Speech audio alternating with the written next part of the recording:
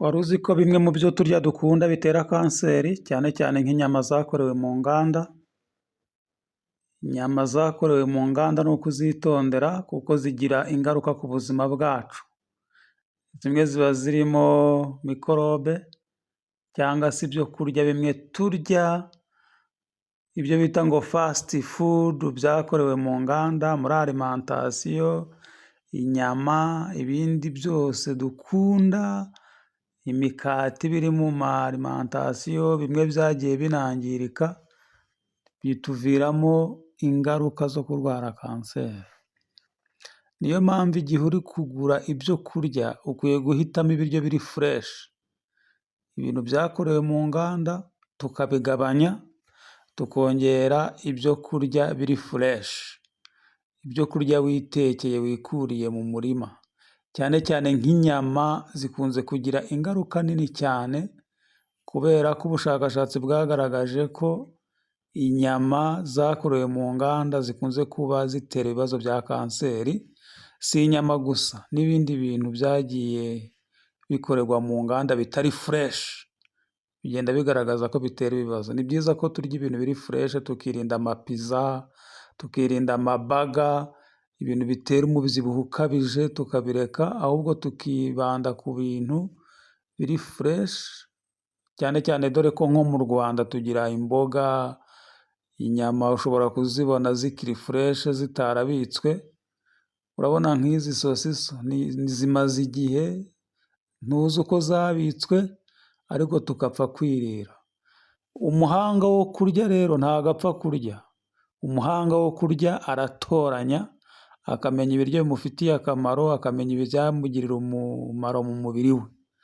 Batugira inama yo kurya imbuto ziri fureshi, imboga ziri fureshi, tukirinda amasukari, tukirinda inyama zokeje zidahiye neza, tukirinda amafi tutazi uburyo yabitswe, kuko akenshi bidutera n'umubyibuho ukabije, bikadutera obezite, bikadutera mu nda, kubera ko uburyo byabitswe, uburyo byakozwe ntabwo tubizi. Ariko iyo uriye ibiryo biri fureshi bituma umubiri wawe wubakika neza, ukagira imbaraga, ukumva uhora umeze neza. Ndetse bakatugira inama y'uko tugomba kujya tunywa amazi arimo indimu, tukarya imboga cyane, tukirinda inyama zokeje zidahiye neza, kuko izi nyama zokeje zidahiye neza zideveropa uburozi butuma imino sisiteme yacu icika intege. Bakatugira inama y'uko igihe uriye inyama ugomba kurya inyama zitetswe zitogosheje igihe kirekire.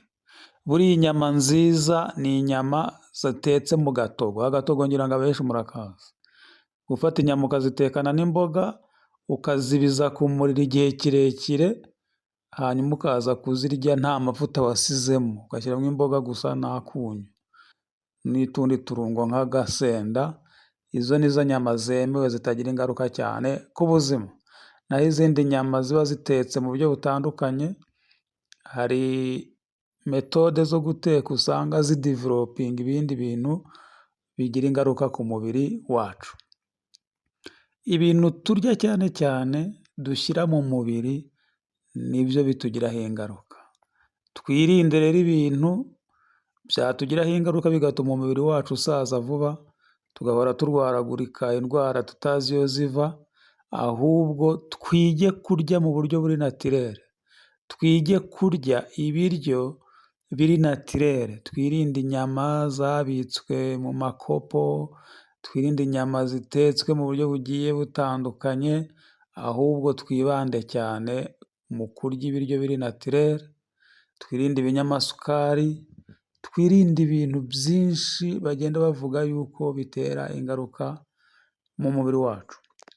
Bavuga ko amagara aseseka ntayorwa. Mwakoze cyane kudukurikira, naho ubutaha